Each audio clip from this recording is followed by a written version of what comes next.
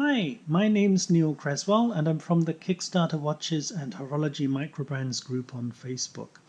And today we're going to be reviewing the Neminus Spaceman collection, particularly the Earth Dweller, as Neminus were kind enough to send me a pre-production sample watch to play with for the last couple of weeks. So this is the watch. I'm currently wearing it now. And the very first thing you're going to notice about all the watches in this series is that they feature a gorgeously rendered planet on the face at the 9 o'clock position. And I don't know how well you'll be able to pick this up from the camera, but it's really well done. It's full color, so it's not limited color. I suspect it's probably 3D printed, as it just gives you the impression of having a texture or a bit more of a globe to it. Though obviously it has to be fairly flat for the hands to pass underneath. Pass over the top. But nevertheless, it's a really gorgeous style. So this is the Earth Dweller model. And they have two other models in the series, which I'll put up a couple of pictures for. The Earth Dweller has a 3116L stainless steel case. And all three are pretty similar. They all have a black face dial with the same kind of starburst effect. You can probably see radiating rays from the center of the dial.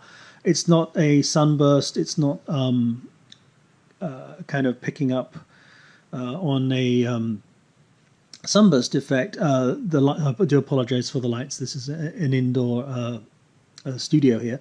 But nevertheless, it's a really unusual, interesting effect, and they call it the starburst. The whole theme of this watch is space exploration. So this is the Earth Dweller, which is the stainless steel, as I mentioned. All three of them are black faced come with a black rubber strap as default. And the two others in this series are the Moon Explorer, which has a completely black case rather than a brushed stainless steel case, as the case is here. That's not actually PVD, particle vapor deposit. It's a DLC diamond-like carbon, I believe. So it's actually going to be a more robust case, less easy to scratch. So it's better than your typical PVD cases you get on most micro brands. So that's actually a big plus if you want to go all black and you're the kind of person that's into that kind of color scheme, then that would certainly be a good consideration, because I've owned a couple of black cased watches before. Luckily I've not scratched them, but that's always bothered me. Same with gold colored or rose gold colored. So stainless is usually the best, because if you scratch it you can just polish it out. But if you're going to go with another color, DLC is definitely the way to go if you can do that. The third one in the series is the Mars Traveller, and that has a beautiful red planet on it. It's a pretty similar scheme, except instead of being stainless steel, it's actually titanium. So it's a little kind of a darker silver color to the case. It's obviously going to be a lighter case, and highly desirable, I guess, if you like titanium watches. And the red is a very interesting color. I mean, it's got other colors in it too, but it's predominantly a red planet. So I think that is actually possibly even a better choice than this one. I actually opted for this one because I love the full color of the Earth. You've got not just the blue of the sea and the green for kind of the verdant landscape. You've got like yellow, brown, mountainous or more arid regions. You've got white for the clouds. It's actually, I thought that was pretty decent, and I do prefer stainless steel. Maybe I'm a little bit weird. Everyone seems to want to go for titanium, but looks wise, I like the look of stainless steel a little bit more than titanium. Though I suspect I'm probably the 1% and 99% of you are going to possibly prefer titanium. So let's get into this a little bit more, and we can talk about some of the issues. There are some issues. That's not to say issues with the quality of the watch. It's really well built. It's robust. It's a Swiss-made timepiece with a Sellita 200 automatic movement in it. There are one or two minor functional issues, all of which I believe you can address. There's ways around them. So the whole point of these reviews, it's not just to say, isn't it wonderful, but we try and point out the pros and cons in the group. So the One issue that I have, which is entirely a functional issue that's totally bypassable, this is a very thick watch. It's a 16 millimeter dive watch. I mean, part of the reason for the thickness is you've got like a 5 millimeter thick sapphire glass. And another reason is it comes over so thick. This is a very thick rubber strap. It's actually the first time I've worn a rubber strap. I normally go for leather straps or typically bracelets on a diver, and I've actually been impressed. I know some friends who've got some divers and with rubber straps, but there's been a bit of the smell to the strap or something. This strap's made by an ISO-approved factory. It's non-toxic, non-sticky. It's very easy to clean and totally comfortable. I'm actually surprised about how comfortable it is. But there is one concern I have with a stock strap that you do get with this. Given the height, 16 millimeters, it's actually a very thick strap. If I get it off the wrist, you'll see. And that actually may cause an issue if you wear long sleeve shirts as I do. So if I just close this up, and this is totally an issue that can simply address with a different strap, but you might want to budget that or take that into consideration.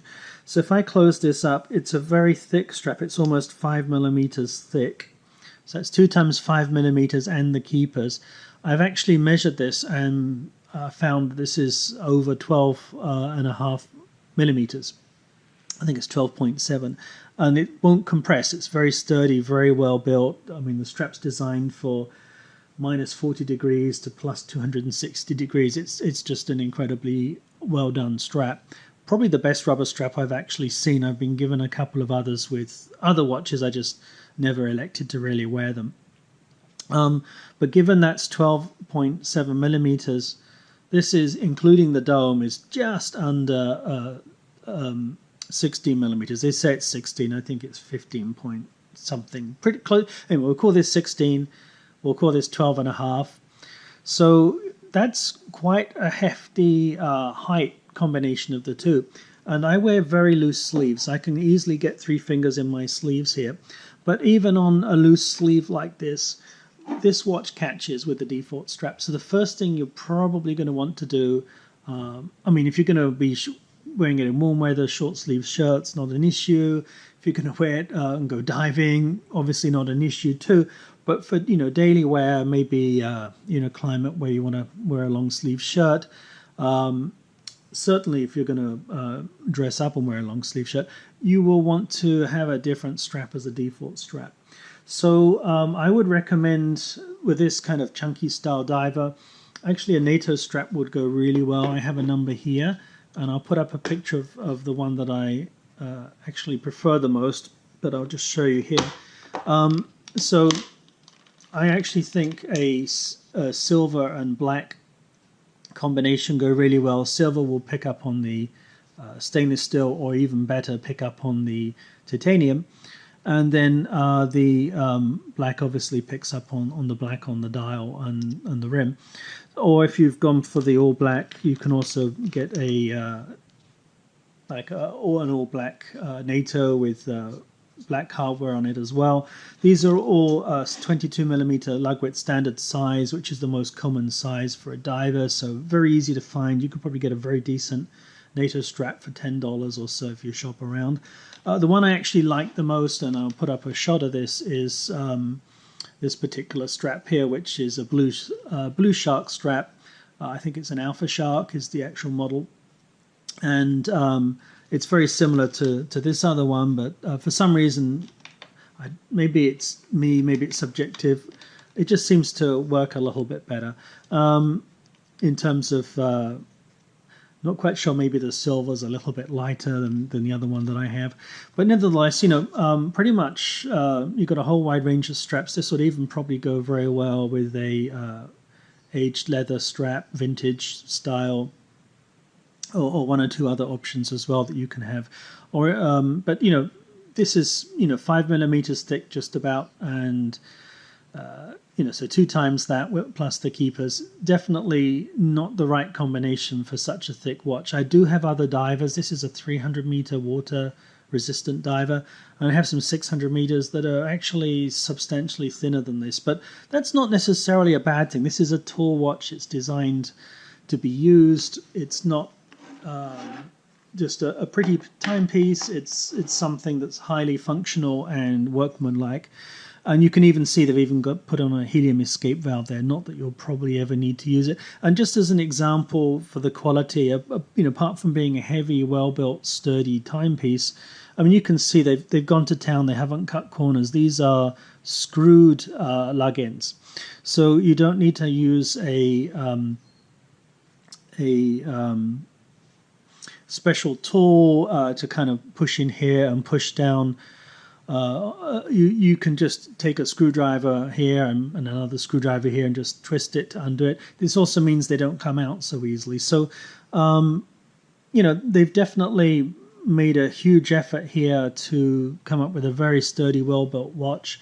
When I play with the bezel, there's absolutely no pay. I can't wiggle it, but I also can't force it. And one or two other watches I have that are very good quality watches, also Swiss-made. This is a Swiss-made, and I'll get into that in a minute. If you apply some pressure, you can still move it back a little bit. There's absolutely no movement in this. It's not tight either. It turns easily. It's just tight enough that you won't be able to jog it. But absolutely no play. It's your standard 120 click rotation.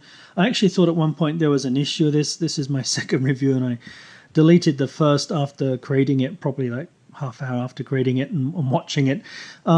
I thought that the pip here was slightly off compared to the position of the indices, and it turns out that's not the case. It kind of looked that because of the very thick glass. You'll see this glass has 3 layers of anti-reflective coating, so you'll probably pick up a blue hue if I move this around enough on the camera. But this still does reflect quite a bit. Partly that's the dome shape, the black color. There we go, we've got a bit of a blue hue from the overhead lights. So it's partly that's the reason, but I suspect the main reason is it's really thick. It's a 5mm thick. There are thicker ones, but nevertheless, this still does have a bit of a reflection to it. But this is just another testimonial, I guess, to how well this is built. The fact that they didn't cut a corner there and do maybe a 3mm glass or something. For a 300-meter rated watch, they've definitely done a lot more than I would have expected on this.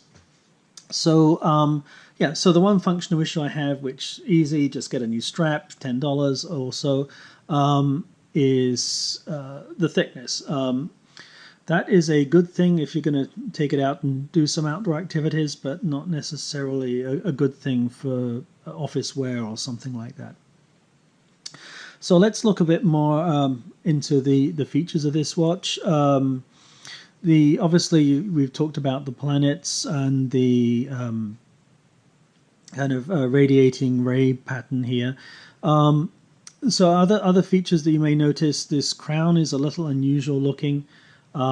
Initially I was kind of put off by the look of this, but it's highly functional. It's very easy to grip, and so it's easy to unscrew, screw, pull out, tighten, and the whole thing is as smooth as butter. It's a very good Swiss movement. You're going to be getting an Elabore grade.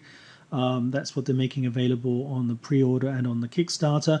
This sample is a standard grade, so I didn't bother timing it. That would be a bit unfair because you're going to get better accuracy than I will get here, but still this is much better than your Miyotas and Seiko NH35s that you typically get in micro-brand divers.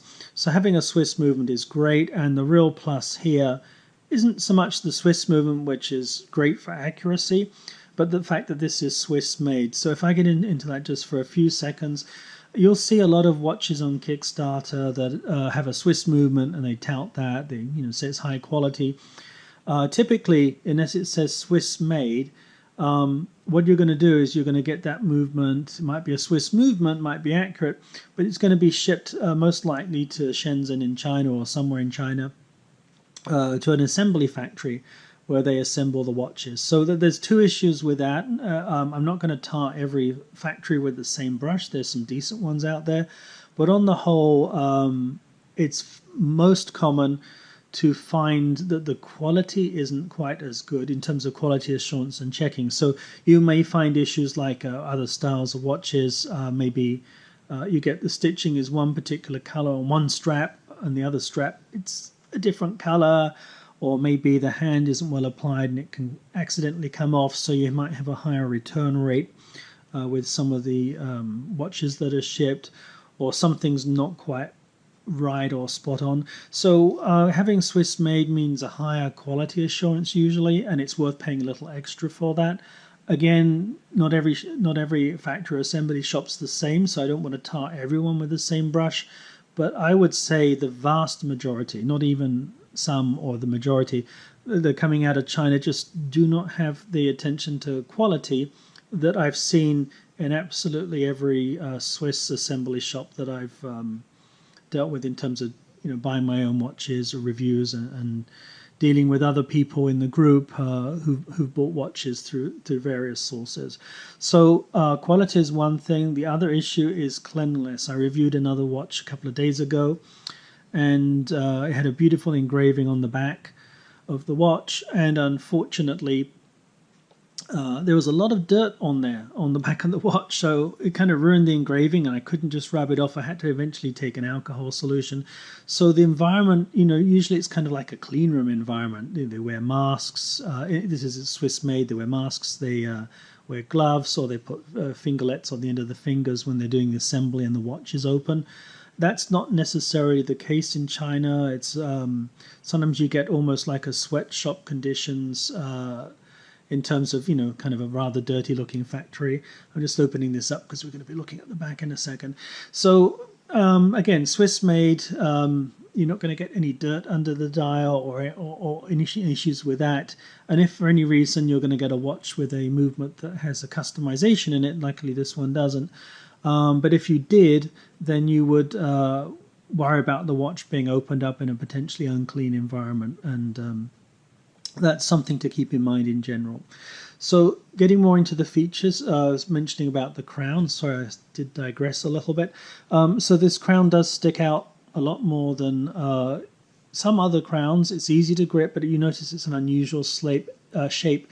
Everything on this watch has been space themed. So the crown is actually the shape of the exact shape of a booster rocket from a particular space vehicle. Even the lume applied on the hands, this is Swiss Superluminova. If you look at the white on the lume there, that is the shape of the space shuttle booster rockets. Actually, also the color matches as well, now I think about it. So they've paid a lot of attention to detail. There's a ton of other features too, but probably the biggest one you're going to notice is on the back of the watch. You have a cupola viewport looking out into space with a space image behind it. There is actually one feature I did not like about this watch, but they've promised to address that in the production versions. So if you have the same concern after looking at this review, feel free to ask them. They're very approachable. You can actually ping them in the group and they should be able to respond there, because we like to have creators in the group as well as watch buyers. We don't allow creators to advertise or promote. We write our own reviews, include the negative and the positive, but they can respond to questions, and it's another way of interacting with the creator, which I think adds value when you get these collectible pieces. So the one thing I didn't like on the back, not a showstopper for me, if you ignore the screw down case cover, but look at the back of the case itself, it's actually unfinished. It's not brushed like the sides are. These sides are very nicely brushed. It says no brushing or polishing, it's just raw and finished. And you'll have things like the serial number, the SW200, mentioning the sapphire glass and so on the outside. But that looked really rough to me, so I wasn't too happy with that. I did mention that as feedback, and I did get a promise that the production models will have a finished back. So that to me is really one of the only negatives with this timepiece, and is something that they've addressed. The other big one is the functional thickness of it, which again you can address yourself for only $10 or so with a different strap. And then just talking about the design at the back as well, you can see there's an engraving on the back, which is one giant leap for mankind. Oh, sorry, I'm reading the second half of the engraving. Let's start from the beginning. That's one small step for man, one giant leap for mankind, which is the quotation from Neil Armstrong when he stepped onto the moon, the first lunar landing, which is actually very nice for the space theme. Did bring up one question in my mind, but maybe this is me being overanalyzing, I guess, which is this is the Earth model. I would have, I can expect to see a quotation like that on the Moon Explorer. That will be absolutely perfect. But the Mars Traveller, you've got a lunar landing quote on there, but I guess it's to do with space exploration in general. So on the Mars one, I was thinking, well, there's a few Mars quotes I can think of, obviously not as memorable as that, so maybe that's why that one won out in the design. But anyway, it was food for thought. I was just wondering why there weren't three different quotations, especially the Earth one. But I guess you could also think you're looking at the Earth here from the moon. There's a very famous NASA photo, Earthrise, the Earth kind of coming up. So maybe you could think of it that way too. But anyway, it's a very strongly space-themed watch. A few other things to point out too. As you can see, the indices have a very thick, looks like they're cut and polished silver, applied indices, which is nice. But they've only have a thin stripe for the loom. So I actually found when trying this out, especially at night, I can certainly make out the markings on the loom, but they're rather faint compared to some of the other watches that I have. The hands are nice and strong, a very thick loom job there. I'll put up a picture so you can see the difference between the day and the night. And this is a small functional thing, but I personally like to see a differentiator on the 12 o'clock index in terms of how the loom is applied compared to other times. And the reason for that is, supposing your timer, your outer bezel is over here, and you're just glancing at the watch in the night, you might mistake 11 o'clock for 12 o'clock, or 1 o'clock for 12 o'clock, just from angle of the wrist not being completely straight. That's a really minor issue. Nothing particularly major, but I really want to cover everything I can on this watch. A couple of other points. This is personally subjective. I wasn't a huge fan of the red hand in terms of aesthetic, because it really only ties in with the Swiss made, which is written in kind of a red ink as well. So I didn't find that it tied in with anything, though I suspect if you get the Mars Traveller, it might tie in a little bit better there. However, I've been surprised. I've worn this for well over a week, and I actually found an unexpected bonus from that. Initially, I was thinking, well, it's red. It's kind of almost an orangey red. It almost looks plasticky, though. Of course, it's a metal hand. I get why they've done that, because they want to have the booster rocket and have that stand out. But I wasn't too keen when I was looking at the renders of this before they actually had it in a pre-production prototype, or even looking at photos of the pre-production prototype. But having had it in my hands and on my wrist for over a week now, the huge advantage of this is it doesn't matter. How should I put this? You can, at a glance, just see what the minutes are. So, I know that sounds pretty obvious. You can on most watches, but what you probably don't realize, when you look at the time on a watch, you normally the hour and minute hands look somewhat similar during the day. They're just usually different lengths or something slightly different about them. Your brain has to register both the hands and work out which is which, and then you can know what the minutes are. This one, I don't even have to think. It's just you glance and you immediately always see where the minutes are. So it's actually a huge plus. It's actually much easier to read in daylight than any other watch that I have. I mean, it's nicely contrasted as well. But, you don't tend to look at the hours so much, and if you do, you just know instantly which is the hour hand and which is the minute hand, due to the very strongly contrasting color. So I thought that was going to be a negative in the review, and in fact, I was almost tempted to say negative from the aesthetics, but I have to weigh aesthetics with this being a tool watch more than anything, aesthetics with functionality, and that is a big plus. It's like in the dark conditions as well. You can actually, the hands are pretty close. If you just look at the white on the hands, they distinguish pretty well in a nighttime condition with just the lume. The minute hand's significantly longer than the our hand, but during daylight, when you have the color spectrum available to you, that red is just instantly. You know the time in minutes just immediately. You don't have to think. It's actually much easier, and turns out to be an unexpected plus. So this gives you an idea about the watch overall. I'm actually really happy with it. So let's talk about pricing, which can often be a bugbear. You can have a beautiful watch and sometimes the pricing's not right. So actually I'm reasonably happy with the pricing, particularly on the pre-order. So I'm going to put up a pre-order link here for you because right now this is available on pre-order. These are limited edition watches. There's only going to be 99 of each of the three colors. So 99 Earth Dwellers, 99 Moon Explorers, and 99 Mars Travelers. But the pre-order is limited to 20 watches each, and you actually get pretty decent prices. Pre-order starts at just under $550, and that's for the first 5 of each color scheme, and then goes up to $580. So, if we're going to talk about other watches on Kickstarter, comparables, I mean, the absolutely cheapest watch I've seen with a Swiss Solita SW200 movement was $340. And that was just incredible because that has to be just about at cost, probably no profit there. So I don't know whether why the person who put that one up was at that price. And again, that was actually through our group, a special offer that we ran.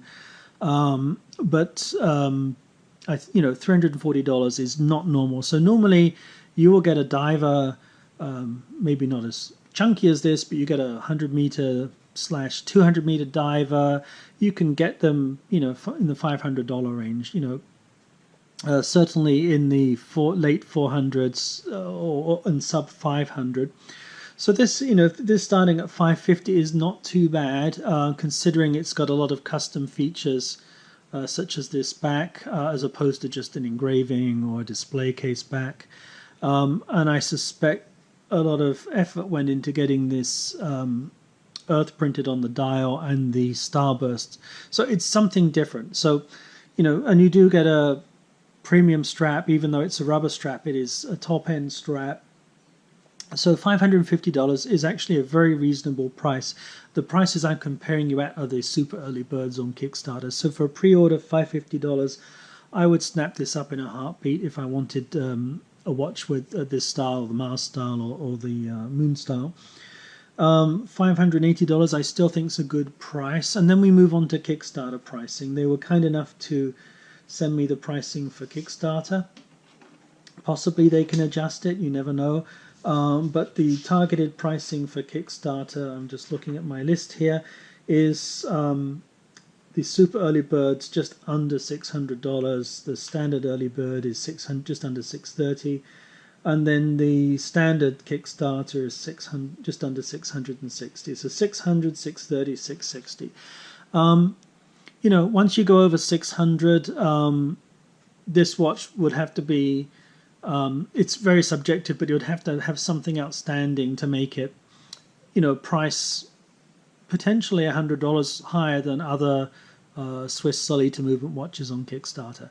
So, I definitely feel that these pre-order pricing, that's if you want to go for it, this should be the one I would recommend to go for if you get in early enough on that and get one of the first 20. The Earth and the Mars, I think, will be particularly popular, so that's 40 watches to pick from. But if you're going to go with the Kickstarter, make sure you keep an eye out for this over the next. It's going to be on Kickstarter within the next couple of weeks, because you want to get in on the super early bird pricing. I think if you hit the standard Kickstarter pricing, it becomes less price competitive. Now, obviously, if you're comparing this to a retail price, then that's another question. But I can see some other really chunky, sturdy, well-built, good depth divers, like, the Zelos ones come to mind in particular, with other features like meteorite dials, and they're like, they're also, you can pick those up pre-order $550 or so. So I think, comparing apples to apples, other Kickstarter offerings, I'm not so sure that you're going to get the value that you unless you're going to get a super early bird. So sorry to be saying that, but I just kind of call it the way I see it. Possibly they may adjust the pricing. That's always possible. You can adjust the pricing during the campaign by introducing another option, and people are free to switch to the other options. So if their campaign is less successful than others, if the pricing's off for some reason, you might find that they come down in their price a little bit. But assuming they're going to go out with the pricing that they've stated, I would definitely try for the super early bird, or ideally the pre-order if that's available. So a lovely watch. I would definitely want to have this in my collection, but at the right price point. So in summary, I think that's probably covered everything.